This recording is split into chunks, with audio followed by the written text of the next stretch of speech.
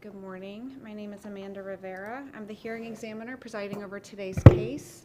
The date is January 24th, 2024, and this is case REZ2023-00026. It's a rezoning request from the AG2 district to the RS1 residential district. Because it is a quasi-judicial hearing, all evidence and testimony must be taken under oath. So if you intend to speak, if you could please raise your hand. Do you swear or affirm the testimony you can provide is the truth? I do. Okay, thank you. And since we have members of the public here today, I'll briefly go over the proceedings.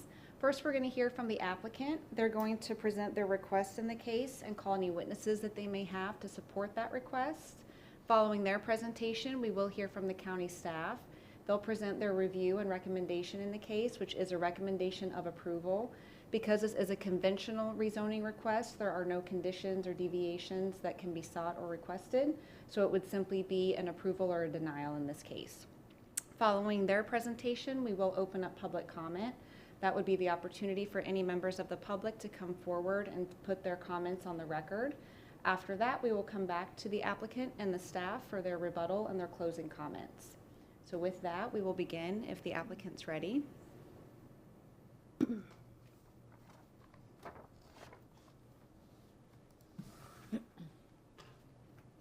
Good morning.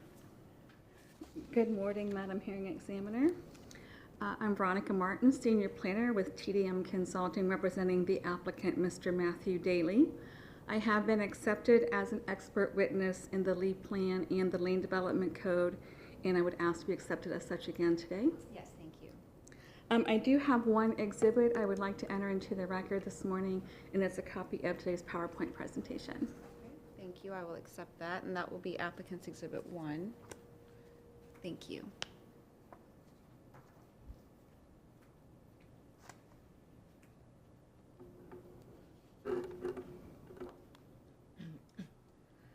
The request before you today is a conventional rezoning of approximately 2.75 acres from the AG2 agricultural district to the RS1 single-family residential zoning district. Mr. Daly does intend to apply for a subdivision plat if the rezoning is approved. The property, again, is 2.75 acres in size. It's located at the northeast intersection of Iona and John Morris Road. It is in the Iona-McGregor planning community. This site has historically been used for residential purposes with multiple mobile homes and residential accessory structures that were severely damaged by Hurricane Ian. Mr. Daly has removed all the damaged mobile homes and debris from the site. The property has a future land use classification of suburban, as do all the surrounding properties. Density in the suburban future land use category ranges from a minimum of 1 dwelling unit per acre to a maximum of 6 dwelling units per acre, and bonus density is not permitted in the suburban future land use category. The surrounding properties are all residential with residential zoning districts. The lots south of Iona Road are zoned RS1. The lots west of John Morris are zoned RPD and are platted lots with conventional single-family homes. The lots to the north and east of the subject property are zoned RS1 and are also platted subdivisions. It's this block here, and I'm going to try to, this block here, that is a remnant of unplatted land that is still zoned AG2. The lots have been carved up and sold starting about 1967 until you're left with the subject property, which is outlined in yellow. So that's the property that we're talking about, the subject of this rezoning application. As you can see, it's a very irregular shaped lot. We have met with Gary Rashford with Lee County Development Services to discuss the platting options to make sure that we're consistent with the requirements of the Land Development Code, since it is such an irregular shaped lot. I made a slide showing the property outline on the boundary survey. The yellow, is the recorded 20-foot wide right-of-way easement called Biddy Lane. I wanted to show you the properties that the applicant does not own but are served by Biddy Lane. 12990 Iona Road is served by Biddy Lane. 12970 Iona Road is served by the Biddy Lane. And then also this landlocked property back here, 15651 Biddy Lane, is also served by this right-of-way. And as you can see, the actual road is not located within the right-of-way. It's curved around this stand of trees right there. We're not sure how we're going to address that during the platting process, because we would like to preserve that stand of trees, but that would mean vacating this right-of-way and creating a new one. And that was granted by a private roadway easement, I Yes, think the ma'am. material said? Okay. Right. But that would be reserved, assuming that you plat, you would remain to not landlock the parcel to the northeast? Yes, ma'am. Identified. Okay. I'll just give you some of the technical information.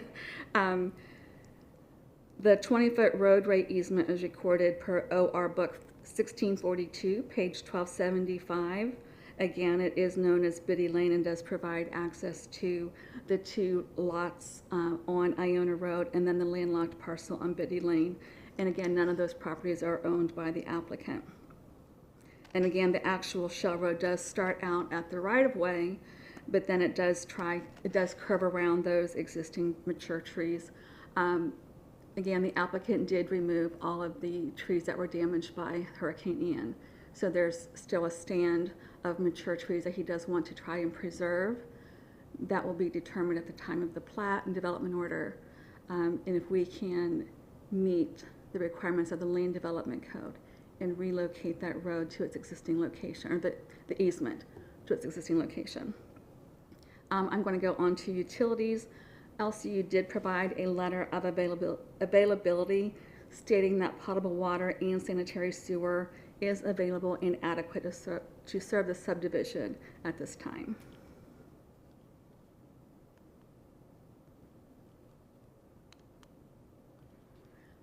Lead plan compliance. Again, the site's located in the suburban future land use category, which is described as a predominantly residential area. Per lead plan table 1B, your 2045 allocations, 2,566 acres have been identified for residential use in the Iona-McGregor planning community, and this is consistent with policy 1.1.5. Objectives 2.1 and 2.2 and policies 2.2.1 and 2.2.2 promote compact and contiguous growth patterns to contain urban sprawl. This area of Lee County is heavily settled with residential uses and urban services, including fire, police, EMS, solid waste, and public schools are available to serve the development. The site is also located at the intersection of Iona and John Morris Roads, two county-maintained roadways. Again, Lee County Utilities did provide a letter of availability that sanitary sewer and potable water lines are adjacent to the site, and there is sufficient capacity to serve the development. There's a stand of trees in the middle of Biddy Lane, the Biddy Lane right-of-way that the applicant would like to preserve. Again, we have not submitted the development order yet, but the applicant will comply with the requirements of the LDC regarding environmental requirements, including open space, buffers, etc. And this is consistent with standards 4.1.1, 4.1.2, and 4.1.4.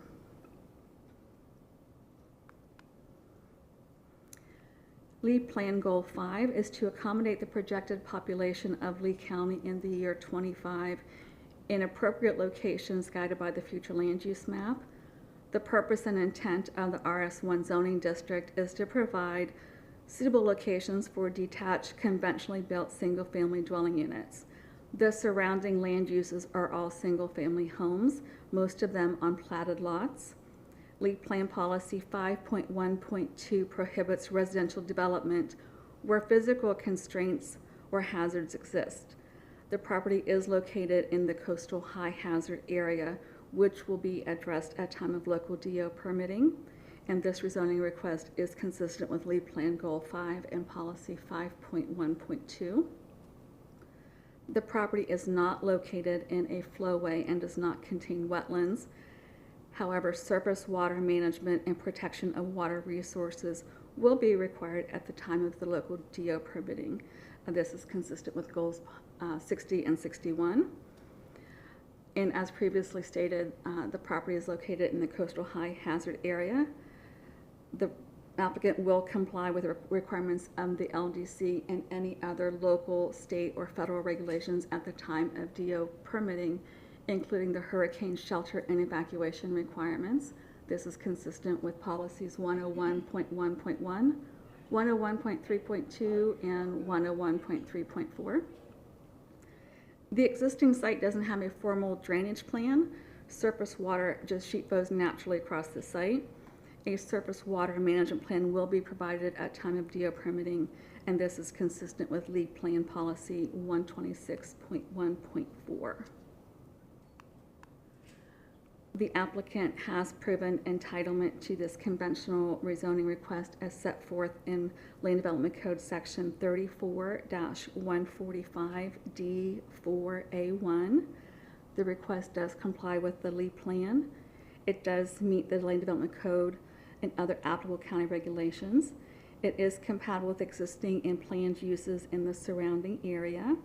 It will provide access sufficient to support the proposed development intensity. The expected impacts on transportation facilities will be addressed by existing county regulations and conditions of approval. It will not adversely affect environmentally critical or sensitive areas and natural resources, and it will be served by urban services. I do have the applicant here, Mr. Matthew Daly, and I also have Dean Martin, the engineer of record, if you have any questions about utilities, traffic, or surface water. And I can answer any questions you may have. How many mobile homes were previously on the site? It just said multiple a few times. Do you have any idea of how many units were actually there? I don't. That might be a question I may ask Mr. Daly. And how many could it accommodate? There was reference to 16 being the maximum density if you were to max out at 6 units per acre, but you've got to account if you're platting for infrastructure and things. So do you have any idea of how many homes it would accommodate? I think the maximum lots we have proposed, I think, are 8 with our preliminary plat because of the minimum lot size and the requirements for Biddy Lane for a true access. Okay. And it will, there was mention again, I think you said it today, it's going to be platted, but it will be a holistic plat of a unified development plan. Yes. It's not just going to be individual platted lots that you're going to parcel off. So there would be an HOA or something. To be honest, we haven't gotten that far. Like I said, we met with Gary Rashford. I'm going to go back to, I'll get back to this site. So at this point, we have lots that can be accessed from John Morris and still meet minimum connection separation. Then we will have Biddy Lane serving these 2 lots, this lot on Biddy Lane and this lot here. This area here may be used for surface water management, so we would not have access from Biddy Lane to these lots because it would be, again, used for surface water management. But since you're not seeking any deviations through an RPD or any variances, your minimum lot size is going to be similar to what's already existing around you? Yes, minimum lot size in the RS1 zoning district is 7,500 square feet, which is 75 feet wide by 100 feet in depth, and the maximum height is 35 feet. So yes, it'd be very similar to what's surrounding this lot. Do you know if the RPD to the west, it appears they might be closer to a 0 lot line or maybe different size lots? Do you know if I did not download the RPD zoning resolution. Okay. Thank you. That was the extent of my question. Staff ready to present? Thank you.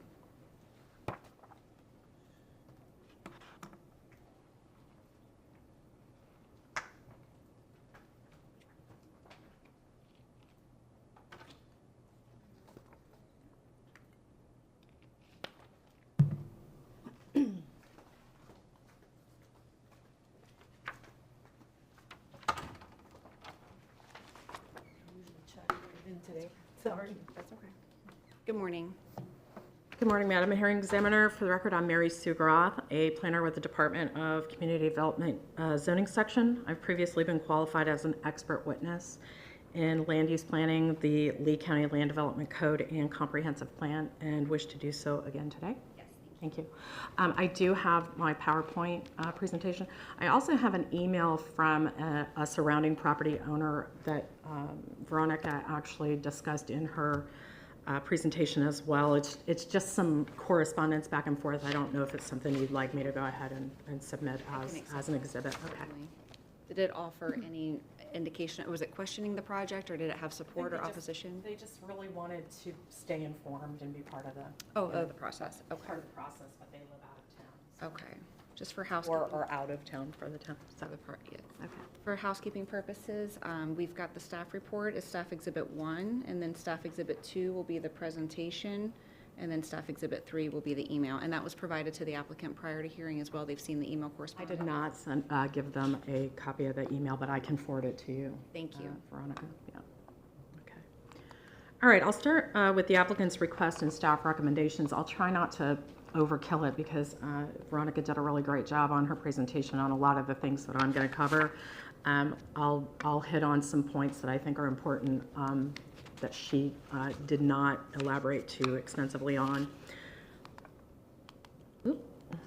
As we know, TDM Consulting is requesting to rezone the approximately 2.75 acre subject property from AG2 to residential single-family RS1 with the intention of subdividing the parcel into single-family residential lots. Subject property was historically used for multiple mobile homes that were destroyed as a result of Hurricane Ian. Background property information we've kind of seen already. It's at 12998 Iona Road in Fort Myers at the corner of John Morris Road and Iona Road intersection.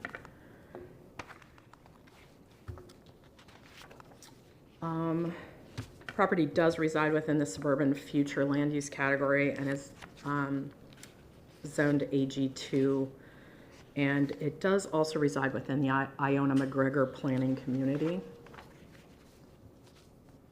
I think I went way too fast there. There we go. Property is surrounded by residential single-family RS1 lots to the north and east, with AG lot directly to the south of the subject property. Across Iona Road to the south, we have residential single-family RS1 lots that run adjacent to Iona Road.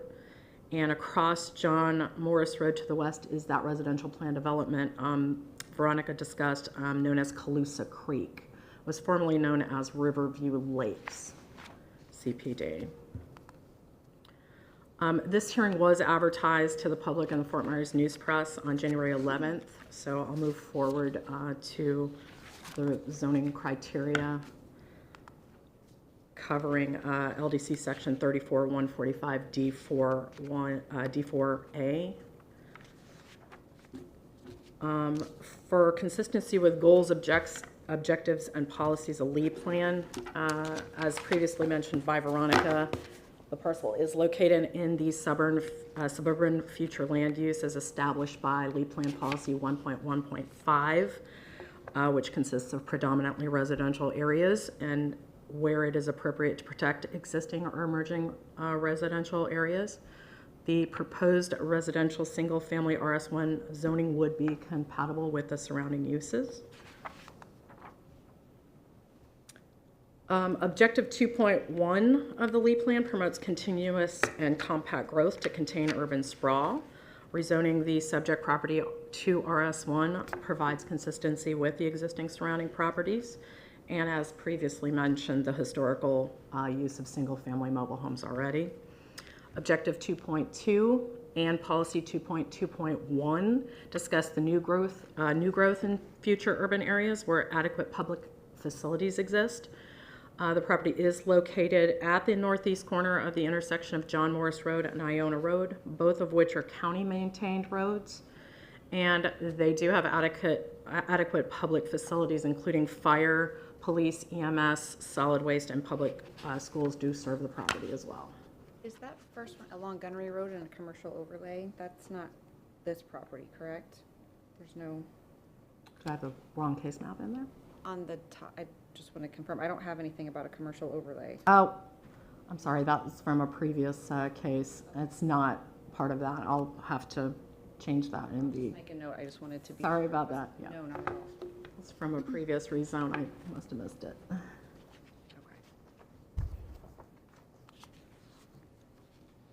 Pursuant to policy 4.1.1 and 4.1.2, the applicant has provided her letter of availability from Lee County Utilities stating lines are in operation and adjacent to the property and presently have capacity. Goal 5 of Lee Plan for residential land use is to accommodate the projected population of Lee County in the year 2045 in appropriate locations as guided by the future land use map. I've provided the Table 1B year 2045 allocation, and as Veronica had stated, the Iona McGregor Planning Community has identified 2,566 acres for residential use. And since nearby uses already include residential single-family RS1 districts and residential plan developments, the previous use, again, was for single-family residential in the form of mobile homes. As Veronica also mentioned, Policy 5.1.2 prohibits residential development where physical constraints or hazards exist, such as flood, storm, or hurricane hazards, or require density to be adjusted accordingly to account for these hazards. The subject property is in the coastal high hazard area, and the applicant has acknowledged at time of development all code and regulations set forth in the LDC and other local federal regulations will be addressed. Subject property is 2.75 acres, is not located in a flowway, and does not contain wetlands. Goal 60 and Goal 61 establish coordinated surface water management and land use planning on a watershed basin and protection of water resources. At the time of local development order, the applicant has acknowledged the required paving, grading, and drainage will be designed consistent with the Land Development Code and Lee Plan. As we established, the subject property is in the coastal high hazard. Policy 101.1.1 requires that development within the coastal high hazard be compatible with natural systems such as water retention and purification, wildlife habitat, primary productivity, and defense against coastal flooding. Property is within a special flood hazard area but is not located in the floodway. And there are no indications of wetlands on the property fulfilling Lee Plan Policy 101.3.2. The applicant has indicated it is their intention to retain those large existing oaks in the center of the property, and also indicated that time of development, hurricane shelter and evacuation requirements will be addressed consistent with Policy 101.3.4. Lee Plan Policy 126.1.4 requires development designs to maintain or improve surface water flows, groundwater levels, and lake levels at or above existing conditions. The applicant indicated there is currently no formal drainage system on the subject property as surface water flows naturally, and a surface water management plan will be designed to improve surface water flows. For meeting the code and other applicable county regulations or qualifying for deviations, no variances or deviations are being requested with this rezone. As previously mentioned, the subject property is surrounded by residential uses, and that makes this request compatible with the surrounding planned areas. Subject property abuts 2 county-maintained roads for access at Iona Road and John Morris Road. Biddy Lane, an internal private roadway easement, runs through the property, demonstrating sufficient access to support the proposed development. Since single-family dwelling units were a historical use on the subject property, the rezone will have minimal impacts to transportation and will be further addressed at time of development. Will not adversely affect environmentally critical or sensitive areas and natural resources. Again, the subject property is not located in a flowway and does not contain wetlands, and the applicant has acknowledged at the time of development order that surface water system and draining will be designed with LDC and LEED plan standards. In addition, the subject property is listed in the archaeological sensitivity zone 2 per Lee County. The applicant has provided a correspondence from the Bureau of Historic Preservation indicating there is no evidence of artifacts on the property. And then further comments from environmental staff for open space and landscape indicated developments consisting of single-family lots of 6,500 square feet or more do not require open space. LDC Section 10-416D, no buffers are required for abutting single-family developments. However, they did want to establish that if the applicant does intend to develop non-residential uses that are allowed within the RS1 district, that open space and buffer requirements must meet the requirements of those sections. And in addition, environmental staff also indicated protected and indigenous species on site included, but are not limited to live oaks, royal palms, banyans, and Brazilian pepper. Property is serviced by LCU, Iona McGregor Fire Department, EMS Medic Station 15, the Lee County Sheriff's Office at 6 Mile Cypress, in addition to public parks and schools. So in conclusion, the requested rezone from Ag 2 to RS1 is consistent with Lee Plan and Land Development Code. The proposed rezoning provides consistency with allowable residential development within the suburban future land use category as established by Lee Plan. Staff has concluded that the rezone will not result in negative impacts to urban services, infrastructure, or surrounding properties, and the subject property is sufficiently served by urban services. The request will not impact any wetland preserves, flood hazard area, or adversely affect environmentally critical or sensitive areas and natural resources. Therefore, staff does recommend approval. You made brief mention, it was in the materials too, about the potential for commercial. Can you just briefly touch on, they're fairly low intensity commercial uses if I'm understanding in the RS1 district, and I would anticipate looking at the site configuration that would be an unlikely use ultimately of the property. Did staff consider that in your evaluation? Not any more than the environmental impact of it. Because they would also, you were saying, have to increase, it would decrease the potential development footprint if they needed to provide for buffering in the open space that a commercial development would require. Correct. Okay. Thank you. That was the extent of my questions. Did applicant have any questions of the staff? Okay, thank you. So with that, we will open up the public comment, and I'll call the card that I have here for Beth Forsyth.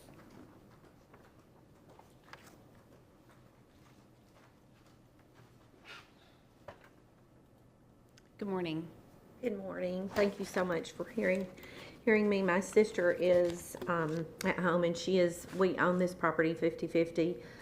It's been in our family since 1955, and we have a very small lot here, which has not been on any slides here. For some reason, it was omitted. Our property is located in this general section right here. This is ours. When they did the two addresses, they put in this address and this address here, but our address is 12966, and that seemed to be omitted from your records. And that's Andrea Wade. And is that a lot that you own? We've owned, our family, this has been in our family since 1955. My great-great-uncle, Henry Gigu and Frances Gigu, purchased this lot. I have the history from the time of the abstract title history for this entire land area. And is it This- occupied? Is there a residence? I apologize, I can't. This is Ag 2. But is there a home or is there any? There was. Residence, There okay. was, there was a trailer here, and then my grandfather turned it into a home. He built around the trailer, to make it a home, and a lanai on the side with a small shed storage area in the back. And ever since 1955, this road has been here. We have pictures throughout time to show, this road being like this. And these trees that were here, which we lost 2 royal palms here, and we lost 1 coconut tree here, and then we have a coconut tree here, and then here that my grandfather had planted. But that address again is 12966 Iona Road. But this property, we have it tracked from when originally, when it was homesteaded, Donald Bain bought it from the United States. So I have that history here.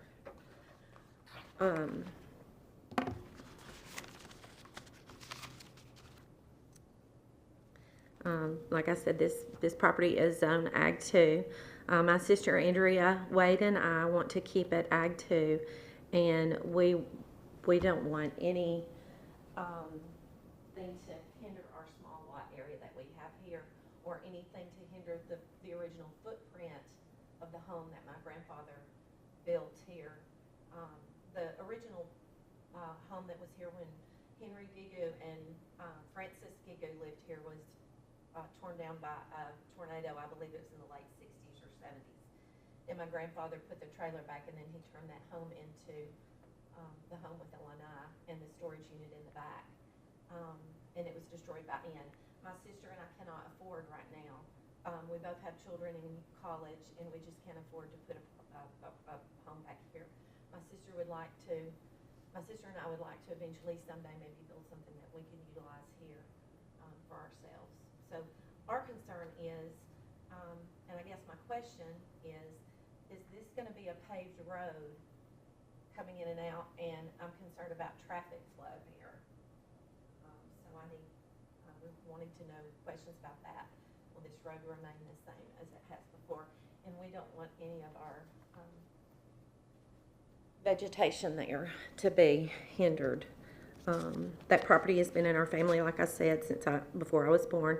On August 5th, 1955, in these records, Melvin and Estelle Davis, who are husband and wife, sold this property to my great-great-uncle and aunt, H.A. Gigu and F.E. Gigu, Henry and Francis Gigu. I was actually named after my Aunt Frances. And on May 25th, 1962, my grandparents, Andy and Edna Logan, purchased that from my great-great-aunt Frances because my Uncle Henry had passed away from encephalitis. We don't want this road to change on our end, what touches our spot, which has not been listed in this, the address has not been listed in this proposal at all. I do, like I said, have photos through the years of us where we've had those trees and things on our property. We are requesting information on the laws and regulations that will change the current use of the road of Biddy Lane like it's been since 1955. And we would like to request in writing for any easements and stipulations that will affect our land or future rebuilding of our home that we plan to rebuild once our children graduate from college and we have the money to do so. That was lost, of course, from Hurricane Ian. If Biddy Lane were to become maintained by the Lee County, the taxpayers of Lee County would have to spend extra money to bring this road up to code if it became a burden on the taxpayers, versus the way that it is now. It's privately maintained road. My sister and I would prefer to keep this road private to lessen the tax burden to Lee County residents. It says that Biddy Lane, we want to know, will it be widened? And if so, how is that going to affect us being able to build the property that we had that was destroyed by the hurricane there? How is that going to be affected? For us, because I know Lee County has lots of laws and rules, zones as far as what you can build and what you cannot build. We have gone and we looked at replacing the home, and they told us that we could put a property back that has the exact same footprint. So that is our plan to do that. And if they put an easement in there, we don't want Lee County to come back to us and say, oh, you're not going to be able to do that because this road is widened out and it's encroached on our land, and we're not able to replace the home that was lost due to Hurricane Ian. So we don't want anything to be affected in that fashion. Let's see.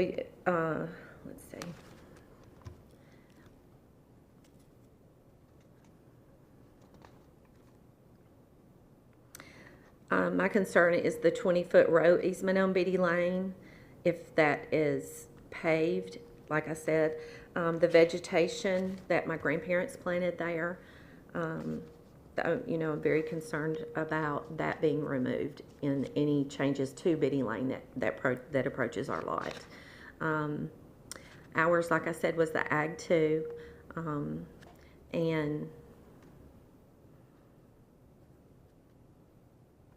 And then again, on slide 5 was where the 12966 was not listed. That was on slide 5.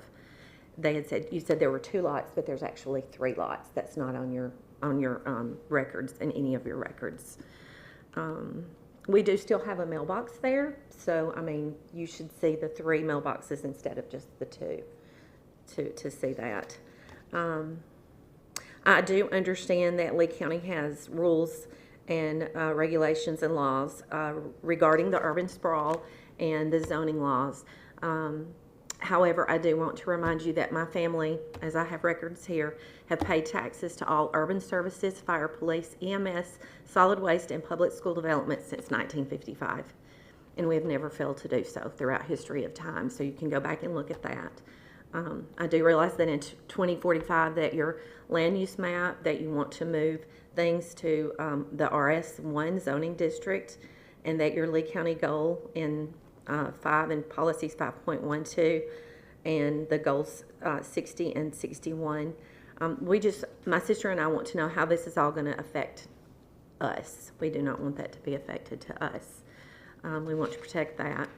The lead policy 126.1.4, how will this formal drainage plan affect our lot? We don't want that to be affected in any way.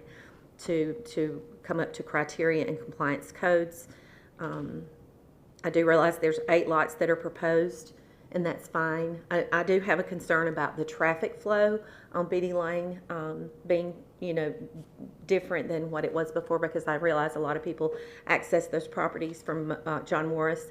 All the people that owned those lands back in there all of them were farmers, families of farmers with my grandparents. My grandparents' original, they had these 2 lots here. This one, which Mr. Berlinski bought from my grandparent, and then Adam, I can't remember his name, has it now, and then his friend back here. Yeah, so my grandparents had these 2 lots here, and all of these lots back in here were family farmland. They farmed this area, like I said, early on. So we've been in there for a long time, and I'm just here trying to protect what little bit we have left of our history in that area. I realize that we don't have any wetlands on our area, but we do, and I do realize that you wish to retain the oaks and the vegetation, and I do appreciate that. But my sister and I do also request to retain the historical vegetation that we have on our area of the coconut palms and the royal palms there, and we don't want any of those to be damaged in any way. I want to interrupt, just to be Sure. clear. So their property is not included in the boundary, correct? No, ma'am. Okay, so when they're showing, do you have one that shows the yellow outline? Just so I can be clear, and I don't know if you've had opportunity to talk to the applicant before today or not, but I just want to clear up. I've talked to him just a little bit, and one thing, he's got a survey that he's had done, and his survey comes several feet into our lot. Okay, so when you're talking about the vegetation and things, that's the area that you're concerned? Yes, I'm very concerned about that, and so, I mean, I may need to, I've tried to call and have a survey done before this date, but no one could do it for me before this date. But I do have a concern. I mean, I'm okay with whatever. I mean, I would prefer this road to remain dirt road, of course. I just don't want any of that original road right there affected with what my grandfather planted there that's been there since the 50s. And, what's left, because we lost, like I said, we lost 3 trees due to Hurricane Ian, and we don't want anything else going from there. I And understand, he okay. did his survey shows it way over here. Excuse me, his landline. So that is a big concern of ours. And just so, the boundary survey that we have in the staff report is, would be subject to the rezoning, but today, the only thing that they're doing is requesting to go from AG2 to RS1 for the lands that are described in here. And so once they get to anything dealing with the road specifically, that's gonna happen in development order, which is outside the scope of what we can consider here today. So those issues, the technical issues about what the nature of the roadway might be or where the line actually is, isn't something that we delve into at the level of zoning. That's something that happens after this at development services. So I just want to be sure that there's some connection point between the applicant and you so that you have that information. That's not a public process once they get to development order stage. So if you have those okay. concerns, that's This is something the that first you time I've ever done anything like this. and that's why I wanted to explain it, because it sounds, there's nothing scary happening to your property today, and it sounds like there's a lot of fear coming. So I just want to let you understand what's happening. Today, the road, what they've talked about is that Biddy Lane is a private roadway easement. So I don't even have a copy of that easement in my materials because that's outside the scope of what the zoning review looks at. But it is something that the county is looking at. So the county attorney's office, the development services folks, all of those components are going to be looking at that before they could actually develop the property. But it's not something, this is very broad scale. This is basically just saying instead of it being agricultural land, it should be residential, and they want to develop, it sounds like 8 lots, but that plat will happen after today as well. I don't have any problem at all with the 8 lots. That's fine. I don't have any problem, you know, with the dirt road remaining the same. That's fine. I don't have a problem at all with that. My thing is, you know, we just want to retain what we have, and we don't want Lee County to someday come to us and go, oh, you can't replace the same footprint that you have with your home, your shed, your lanai, you know, and we were able to access always throughout time. We've been able to access here and here to our property.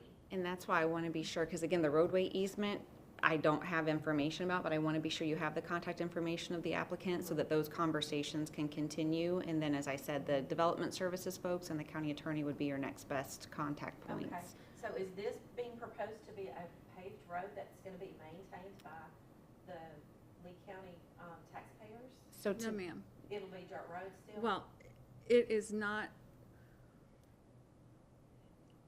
The land development code requires it to be a paved road. However, we do have the option to apply for a deviation to let it be an alternative surface, which may be gravel or shell. We haven't gotten that far in the process. This is the first step in the process. I understand. I'm just trying to be proactive. But it's, and I want to. This has been a historical, I mean, and I appreciate the history and that you're trying to preserve the trees and all that, but I'm also doing the same thing because I lost so much with Hurricane Ian. Right. I just don't want to lose our ability here, and I do greatly appreciate that and all that you guys have done. I truly do. But as long as we can preserve what we have here, I don't have a problem with it. If it becomes paved, that may be taking some of my space away that we've had. I don't know. And again, that level of detail isn't something that we get into at this stage. This is just asking to go from agricultural to single family. So those conversations, again, I want to encourage you to continue to have them because that needs to happen, but it wouldn't be appropriate to have the conversation here on public record in the hearing context. It's just, I want to be sure you have contact information with each other. Yes, because anything, you know, I'm going to, as long as I can protect, my sister and I can protect what we have there, we're fine. Okay, thank you. So, and I thank you for your time, and I thank you for your time, and I thank you for all of your times as well. I'm just trying to, you know, to keep the heritage and the history and, you know, the agriculture and things that we've had from our family since Absolutely, for thank a you. long time. Thank you. And thank you for coming today. Thank you. God bless you. So coming back to the applicant and the staff, were there any additional comments that you wanted to put on the record today? the only thing that I wanted to say is, and I wanted to apologize, because I didn't intentionally leave her lot off of my exhibit. I didn't realize that she also had access from Biddy Lane because the aerial shows her access from Iona. And I was only trying to show the lots that had access from Biddy. It wasn't intentional. I didn't. No, and mention the that's lots. fine, and from the, I'll go, so we'll be on record, I guess. I can go on record, sorry, I can go on record to say that, as a child, we used to enter from Biddy Lane. We actually didn't have a driveway from Iona. It was entering from Biddy because, see, my grandparents were here, and then when my Uncle Henry died, they placed my Aunt Fanny here, and she was Aunt Fanny, it was Aunt Frances.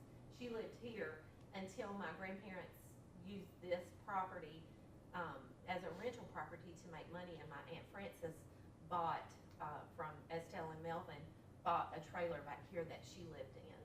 May have been here, I can't remember if it was here, but anyway, we had access to Biddy Lane back here.